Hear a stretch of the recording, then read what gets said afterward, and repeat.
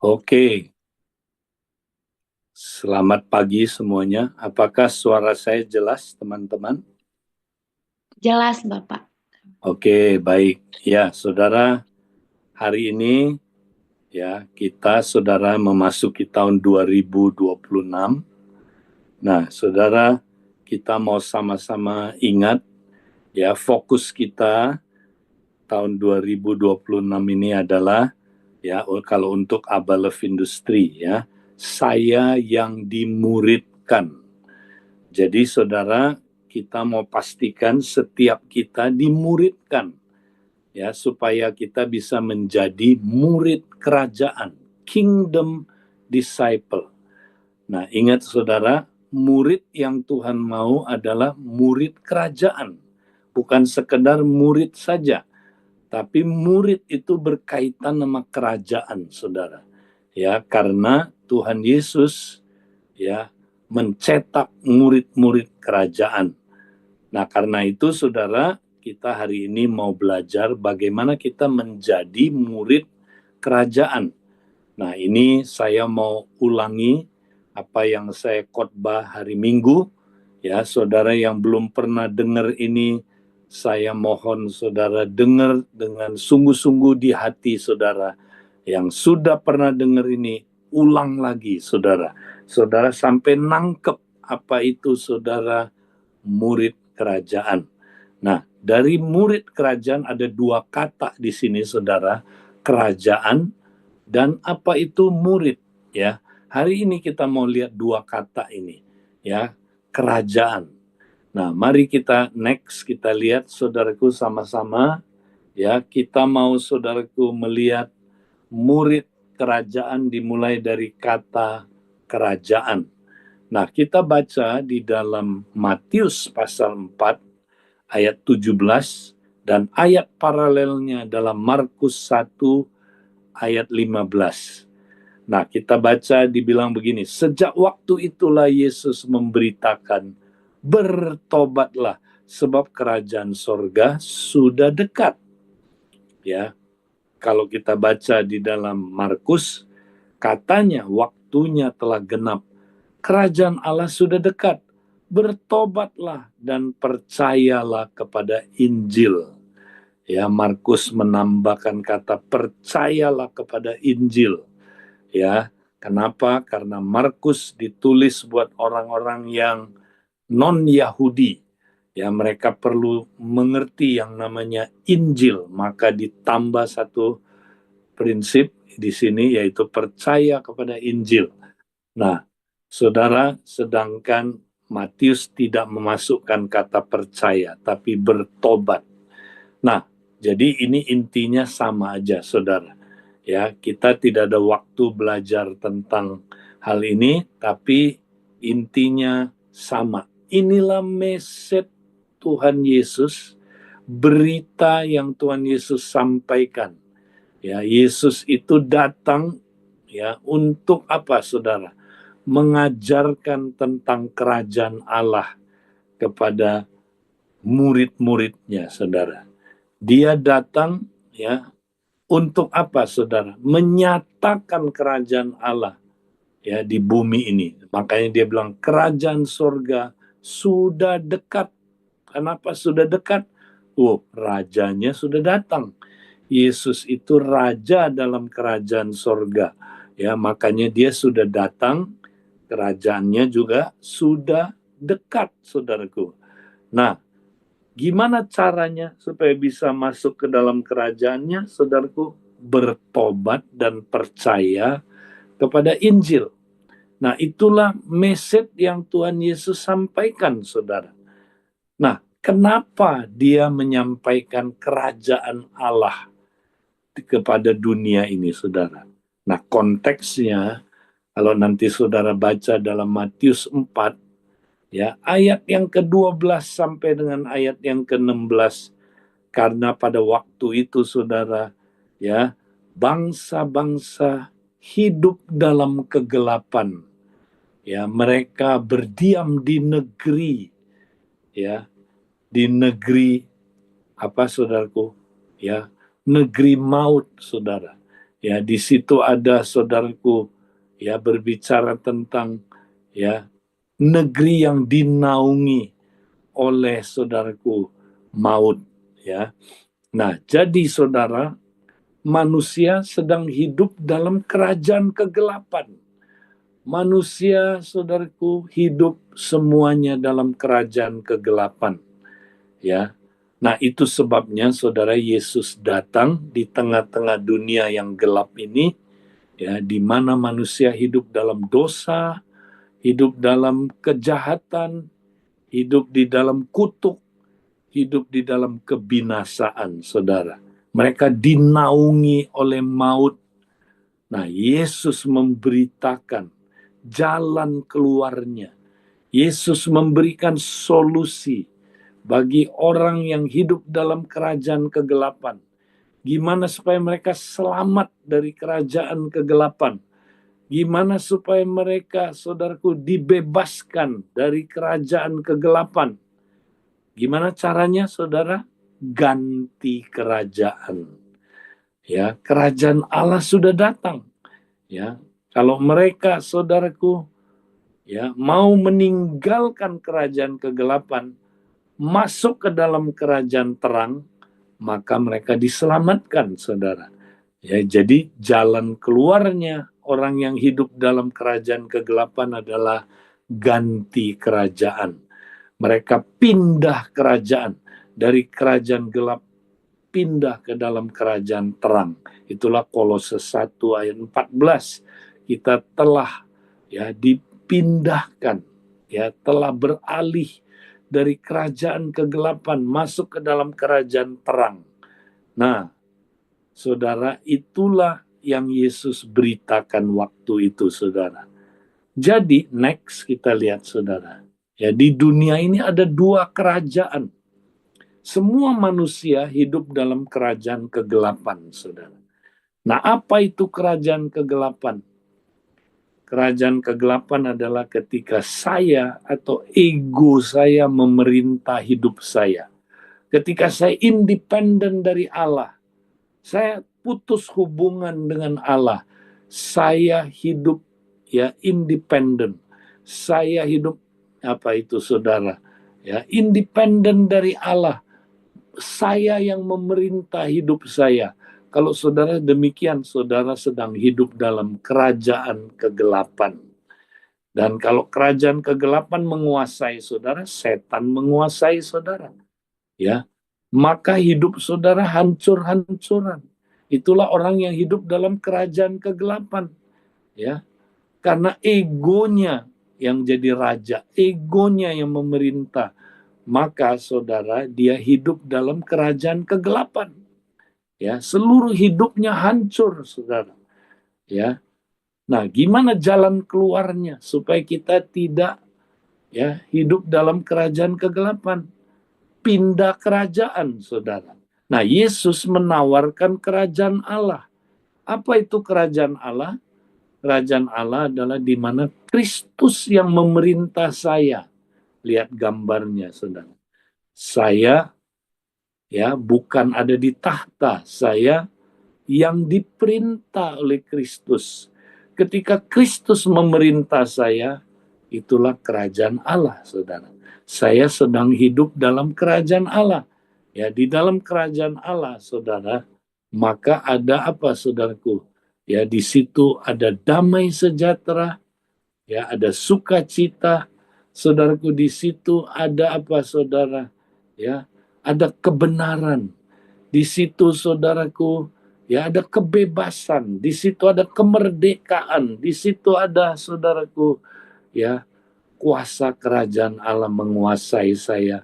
Maka saya hidup kekal. Ya, saya hidup kekal, saudaraku. Itulah kerajaan Allah.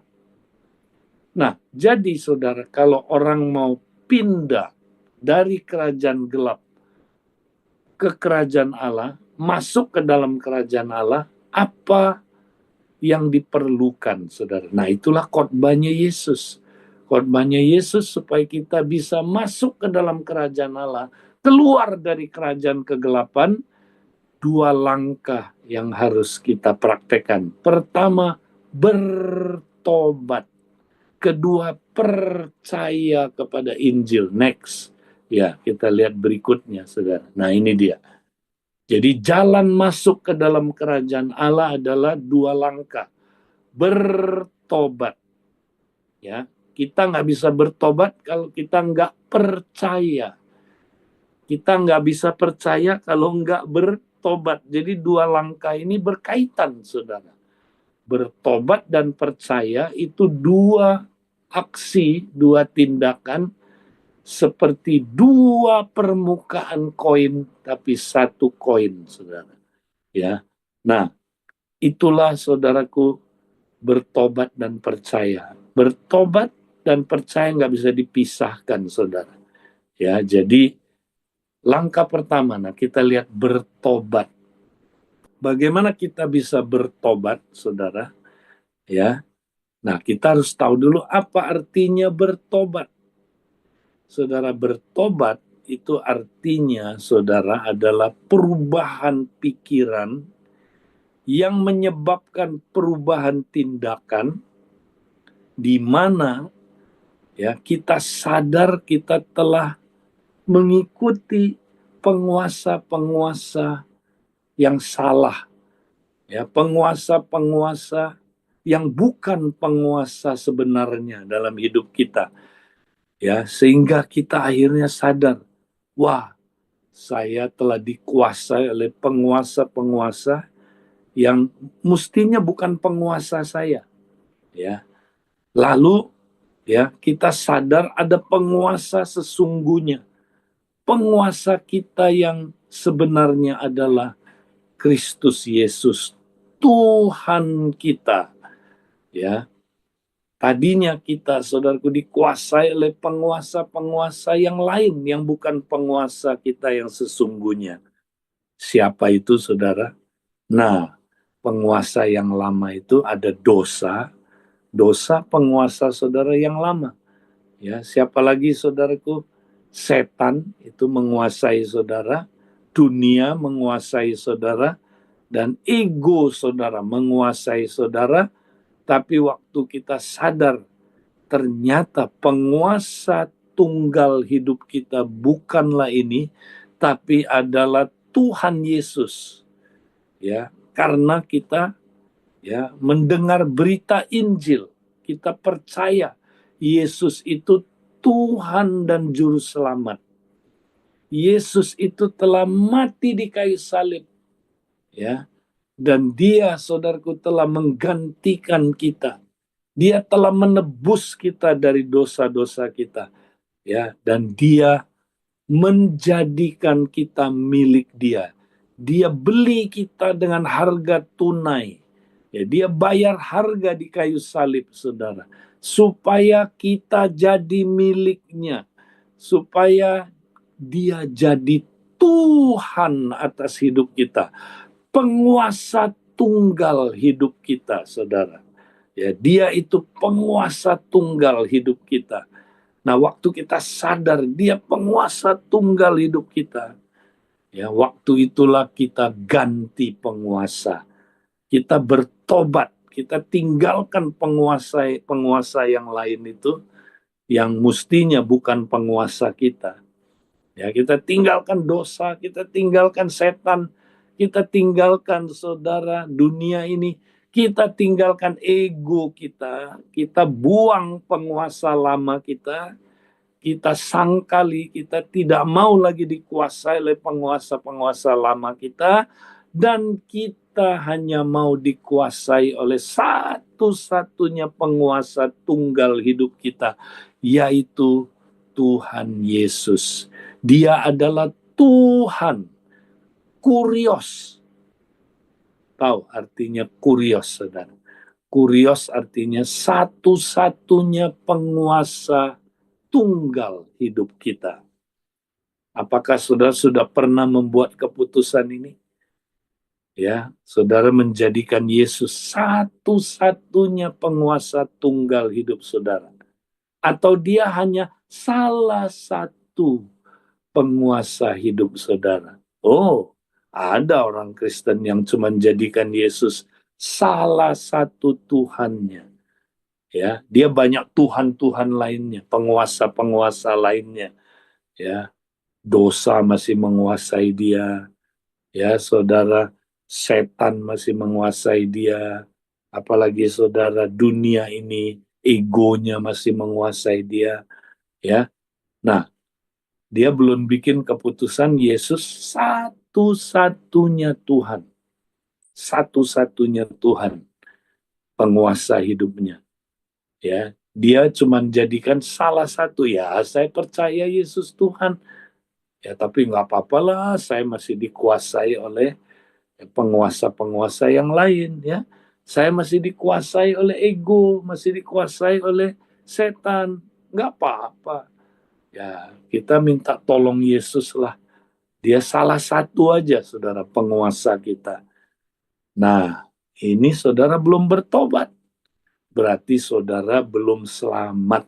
Karena belum jadikan dia satu-satunya Tuhan. Karena keselamatan itu gini, saudara. Percaya bahwa Yesus telah bangkit ya dari kematian dan mengaku di mulut kita bahwa dia adalah Tuhan satu-satunya, penguasa hidup kita satu-satunya. Saudara udah pernah membuat keputusan itu? Kalau belum, maaf, saudara belum selamat, saudara belum masuk kerajaan Allah. Karena langkah masuk kerajaan Allah adalah bertobat, ganti penguasa. Ya, nah saudara bisa lakukan ini kalau saudara percaya. Percaya apa? Percaya Yesus itu Tuhan. Saudara percaya nggak dia Tuhan? Percaya nggak dia udah mati di kayu salib, menebus dosa saudara dan membeli saudara dengan harga tunai? Percaya nggak dia itu Tuhan saudara? Saudara sekarang milik dia. Percaya nggak? Kalau nggak percaya nggak bisa bertobat. Jadi jangan salah ya, kita suka banyak bertobat, bahas bertobat. Orang nggak bisa bertobat kalau nggak percaya. Ya, tapi kalau orang ya ngaku percaya aja, nggak bertobat, berarti percayanya nggak benar, saudara. Jadi bertobat dan percaya itu satu paket, dua sisi koin tapi satu koin, saudara. Ya, nah kita mau sama-sama saudaraku mengerti ini. Itulah saudaraku hidup dalam kerajaan Allah. Bertobat kita pindah kerajaan. Nah sekarang setelah kita ada dalam kerajaan Allah, kita masih bisa nggak jatuh dalam ini dosa, dikuasai lagi oleh dosa? Bisa jatuh dalam dosa, ya. Tapi dosa bukan lagi penguasa kita, saudara. Ya, tapi kita kadang-kadang karena kita masih daging, saudara, kita bisa jatuh, ya, jatuh lagi dalam dosa, dikuasai lagi oleh setan, ya. Kemudian saudara dikuasai lagi oleh dunia ini atau oleh ego kita. Nah, gimana kalau kita jatuh lagi, dikuasai lagi oleh hal-hal itu? Nah, jalan keluarnya apa? Bertobat. Ya, makanya bertobat itu juga bukan sekali aja. Bukan sekali waktu kita pindah masuk ke dalam kerajaan sorga, masuk dalam kerajaan Allah, tapi bertobat itu tiap hari. Begitu kita, kok saya dikuasai lagi ya sama setannya. Wah, bertobat ah. Bertobat, saudara. Ya, sangkal penguasa lama, saudara. Jadikan Yesus Tuhan. Tuhan ampuni aku, Tuhan. Aku dikuasai lagi oleh setan. Tuhan ampun, Tuhan. Aku bertobat dan sekarang aku hanya mau dikuasai oleh Engkau. Gitu, saudara. Jadi bertobat itu terus-terusan, sehari-hari. Ya, kalau kita dikuasai lagi oleh penguasa yang lama, bertobatlah. Kembali ke penguasa kita yang tunggal, Yesus Kristus. Nah, itulah hidup dalam kerajaan Allah, saudara. Ya, jadi kita hidup dalam kerajaan Allah itu perlu bertobat terus. Begitu kita ya gagal dikuasai lagi oleh penguasa lama, bertobat. Ya, datang sama Tuhan, saudara. Datang sama penguasa tunggal hidup kita, Yesus Kristus. Nah, itulah hal pertama yang saya mau bahas tentang kerajaan Allah. Nah, sekarang kita bahas yang kedua tentang murid. Karena kita lagi bahas murid kerajaan. Next. Nah, apa itu murid, saudara? Nah, kita mau lihat, saudara. Kata pertama tentang murid ya ditulisnya di dalam kitab Matius adalah Matius 4 ayat 19. 2 ayat setelah dia bahas tentang bertobatlah kerajaan Allah sudah dekat, lalu pasal 4 ayat 19, 2 ayat kemudian dia membahas tentang murid, saudara. Bagaimana ya kita menjadi murid Kristus. Siapakah murid itu, saudara?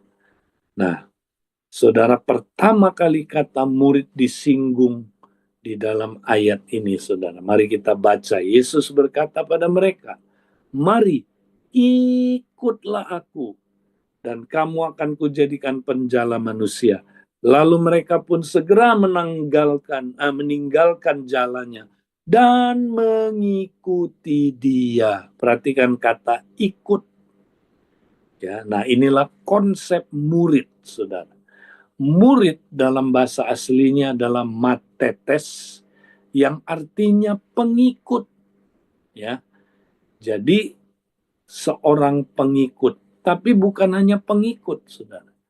Dia mengikuti seorang guru, lalu belajar dari gurunya sampai dia menjadi serupa dengan gurunya. Nah, dia adalah seorang pelajar, ya, atau lebih tepat matetes itu pemagang, saudara. Seseorang yang magang.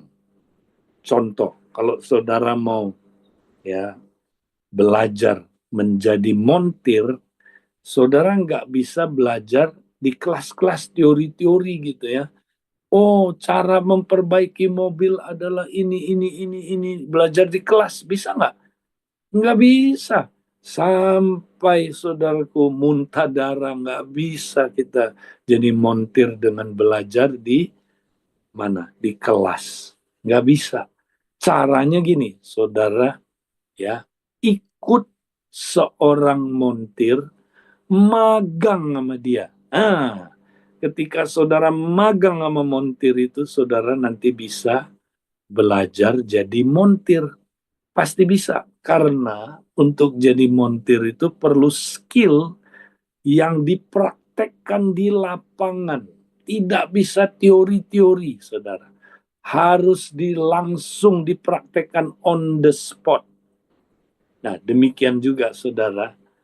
Kalau kita mau jadi serupa seperti Kristus, kita nggak bisa, saudara, ya hanya belajar teori-teori di kelas. Kita perlu langsung ikut gurunya. Siapa guru kita? Yesus. Dia rabi kita. Ikut dia, belajar dari dia, akhirnya menjadi serupa seperti dia. Jadi pemuritan itu apa? 3B. Nah, ini kita kan belajar terus. 3B itulah itulah murid, saudara. Murid adalah seorang yang tiap hari berjalan bersama Yesus, belajar dari Yesus, dan berubah serupa dengan Yesus, saudaraku. Itulah murid Kristus. Saudara nangkep ya? Jadi kalau saudara mau jadi murid Kristus, ya 3B itu tiap hari. Saudara berjalan bersama Kristus, belajar dari Kristus, berubah serupa Kristus. Nah, itulah murid, saudara. Nah, sekarang kita gabung. Kerajaan digabung dengan murid, jadilah murid kerajaan. Next. Nah, kita lihat, saudara. Jadi, apa itu murid kerajaan? Oke. Murid kerajaan, definisinya begini.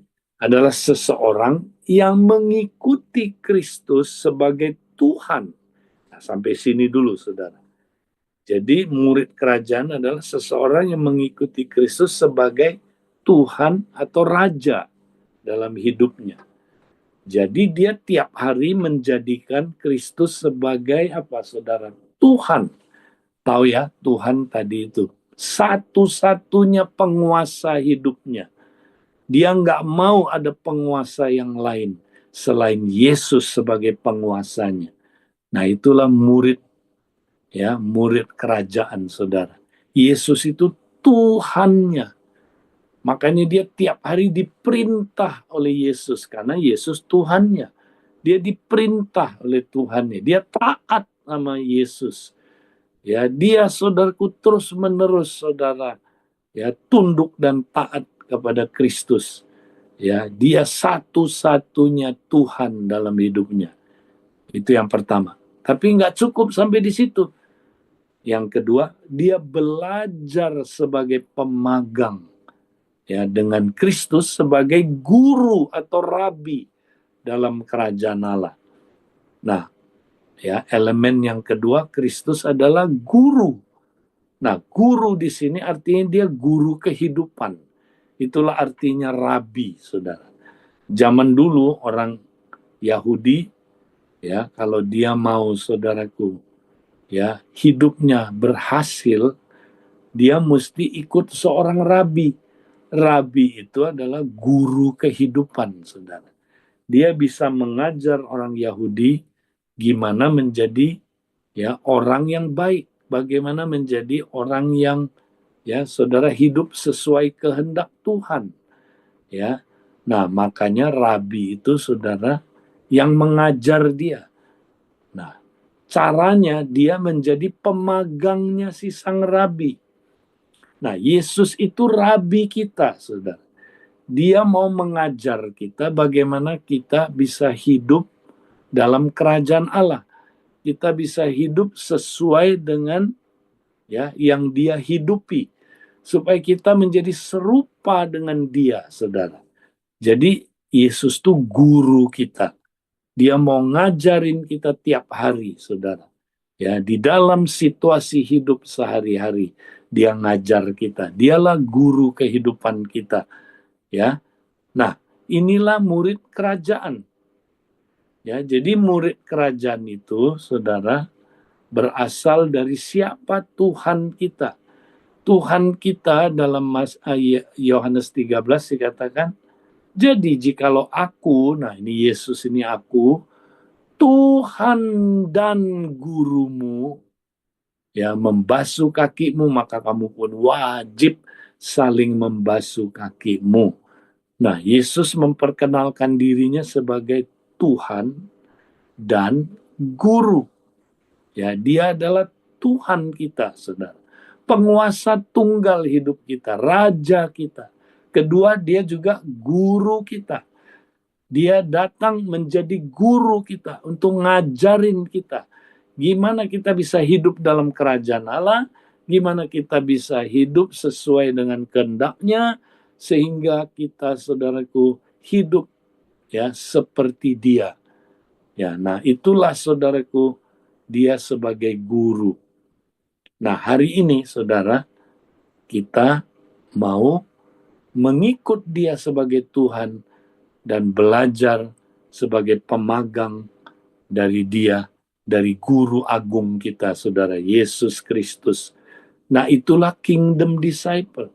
Sekarang yang terakhir, saudara. Bagaimana kita menjadi kingdom disciple? Next. Berikutnya. Nah, ini ayat yang paling sering kita baca dan sangat penting tentang pemuritan. Ya, di sini saudara bisa lihat kingdom disciple, konsepnya kingdom disciple. Ayat 18. Yesus mendekati mereka dan berkata, kepadaku telah diberikan segala kuasa di sorga dan di bumi. Ya, di sini Yesus adalah penguasa hidup kita, saudara. Dia penguasa tunggal hidup kita, saudara. Ya, nah dia, saudara, berkata segala kuasa di sorga di bumi telah diberikan kepada dia. Artinya dia berkuasa di seluruh jagat raya ini. Dia adalah Tuhan, penguasa satu-satunya di jagat raya ini. Dan dia perintahkan kita untuk apa? Karena itu pergilah, jadikanlah semua bangsa muridku. Ya, murid kerajaan. Dia mau, saudaraku, kita, ya, menjadi murid kerajaan, kingdom disciple, muridnya si sang raja, muridnya si siapa saudaraku? Ya, Kristus sang raja kita. Ya, jadi kita semua diperintahkan untuk jadi kingdom disciple, saudara. Ya, nah gimana kita bisa jadi murid kerajaan? Nah, dia bilang begini, jadikanlah semua bangsa muridku. Jadi kalau saudara mau jadi murid kerajaan, saudara harus dijadikan. Nah, ini dia. Ada orang yang menjadikan saudara. Nah, apa artinya kata menjadikan murid? Next, yang terakhir PowerPoint-nya, menjadikan murid itu dalam bahasa aslinya mateteo. Mateteo artinya mengajar seseorang bagaimana menjadi murid Kristus. Ya, jadi untuk jadi murid kerajaan, saudara, saudara perlu dijadikan, diajar oleh seseorang.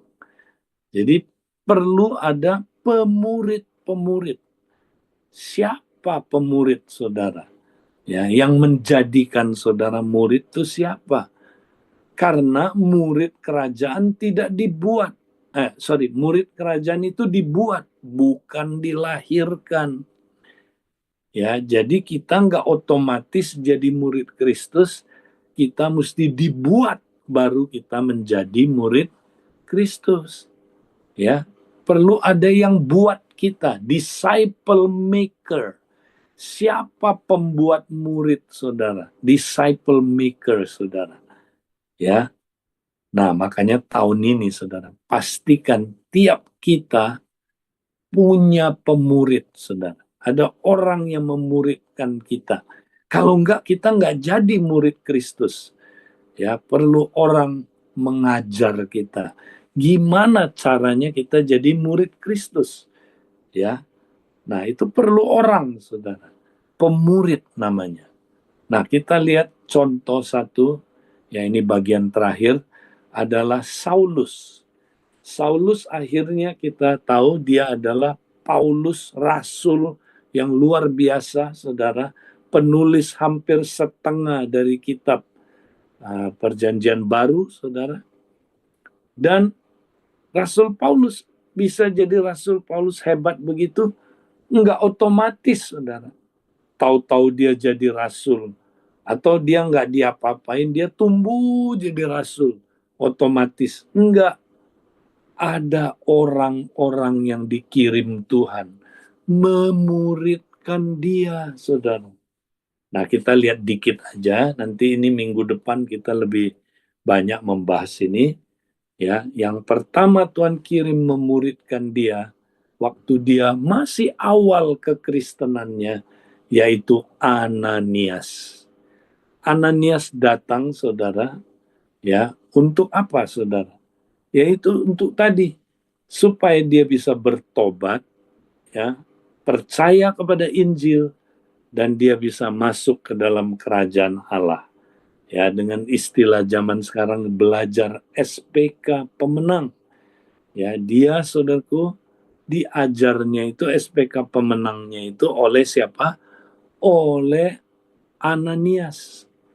Karena Ananias, saudaraku, diutus Tuhan untuk membawa Saulus kepada pertobatan.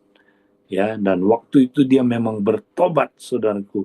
Karena dia, saudaraku, ya, waktu ketemu Tuhan Yesus, saudara, dia waktu itu, saudara, mendengar suara bilang, Saulus, Saulus, mengapa engkau menganiaya aku? Ya, langsung dia bilang begini, siapakah engkau, Tuhan? Wow, dia panggil Yesus langsung Tuhan, Lord. Ya, disitulah dia bertobat. Dia ganti penguasa, saudara. Dulu penguasanya bukan Tuhan Yesus, sekarang dia panggil dia Tuhan. Ya, Tuhan. Dia bertobat di situ, saudara. Terus Ananias datang, tumpang tangan, langsung dia melihat, saudara. Ya, jadi setelah dia bertobat, dia melihat sekarang ya, maka Ananias ngajar dia, kamu mesti dibaptis. Kenapa? Nah, ini pengajarannya, diajarin ajaran baptisan air, saudara. Ya, maka dia dibaptis air. Ya, jadi waktu itu memang kalau mau masuk kerajaan Allah, Petrus bilang harus bertobatlah. Beri dirimu dibaptis dalam nama Tuhan Yesus sebagai jalan pengampunan dosamu. Nah, yang ketiga, langkah ketiga, maka kamu akan menerima karunia Roh Kudus. Nah, Paulus didoakan supaya menerima Roh Kudus. Ya, bukan hanya menerima kediaman Roh Kudus, tapi juga baptisan Roh Kudus yang tandanya adalah berbahasa roh. Maka Saulus langsung berbahasa roh waktu itu ditumpang tangan, dia bahasa roh, saudara. Dari mana kita tahu dia bahasa roh? Ya, kita tahu dia ngomong, berkata-kata dalam bahasa roh lebih dari kamu semua. Ya, berarti dia dapat bahasa rohnya di mana? Waktu dia ditumpang tangan oleh Ananias. Ya, dia langsung, saudara, pindah kerajaan. Dia pindah kerajaan, saudaraku. Dia udah masuk ke dalam kerajaan Allah. Ya, dia, saudaraku, sudah hidup dalam kerajaan Allah. Nah, itu berkat siapa, saudara, yang muridin dia? Ananias. Siapakah Ananias ini, saudara? Dia disebut murid Tuhan. Nah, murid Tuhan. Murid, dia udah murid. Muridnya siapa? Tuhan. Ya, nah ini kingdom, saudara. Dia muridnya, dia udah murid kerajaan dulu. Maka dia boleh memuridkan ya Saul, saudara. Jadi sama juga, saudara, ya, siapa yang boleh jadi pembinanya SPK? Yang udah jadi murid dulu, saudara. Makanya kita akan ada SPK, saudara, dalam waktu dekat ini. Jangan lupa, saudara yang belum ikut SPK pemenang, ya, saudara ikut, ya, karena di situ saudara dibangun dasar-dasar kekristenan saudara, di mana saudara bisa bertobat, dibaptis, dan terima baptisan Roh Kudus. Ya, itu perlu dimuridkan. Itulah awal pemuridannya Rasul Paulus. Tapi kemudian, saudara, nggak cukup sampai di situ. Tuhan kirim seorang pemurid lainnya lagi. Namanya Barnabas. Nah, Barnabas ini berperan ya mementor atau memuridkan Rasul Paulus sampai dia, saudara, akhirnya bertumbuh menjadi temannya Barnabas, menjadi kompaknya Barnabas, dan mereka pelayanan sama-sama. Dan demikianlah, saudaraku, Paulus nggak otomatis jadi murid Kristus. Dia perlu pemurid.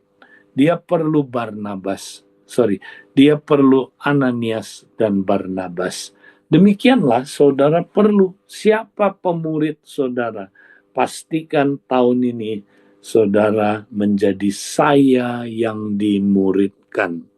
Ya, saudara udah dimuridkan? Kalau belum, ayo minta saudara, orang yang di atas saudara memuridkan saudara. Jadi Barnabas buat saudara. Ya, murid, saudara mau jadi murid sejati harus punya pemurid. Ya, kalau saudara fasel, siapa pemuridnya? Ya, Korsel, itu Barnabasnya dia. Ya, kalau Korsel, saudaraku, siapa yang muridin dia? Ya, Korta. Korta siapa yang muridin? Ya, Korwil dan Penatua. Ya, nah, jemaat di Komsel siapa yang memuridkan? Ya, Fasel, tim Fasel yang memuridkan. Ya, jadi nggak usah jauh-jauh, saudara. Carilah orang yang di dalam ya jalur struktur kepemimpinan. Minta dia memuridkan saudara. Ya, nah, jadi saudara, ini yang kita mau praktekkan, saudaraku, tahun ini. Jangan lupa kita mau menjadi murid kerajaan. Ya, Puji Tuhan. Itu aja yang saya mau sampaikan. Saya kembalikan ke teman-teman yang bertugas. Mungkin kalau ada waktu sedikit buat tanya jawab, silakan.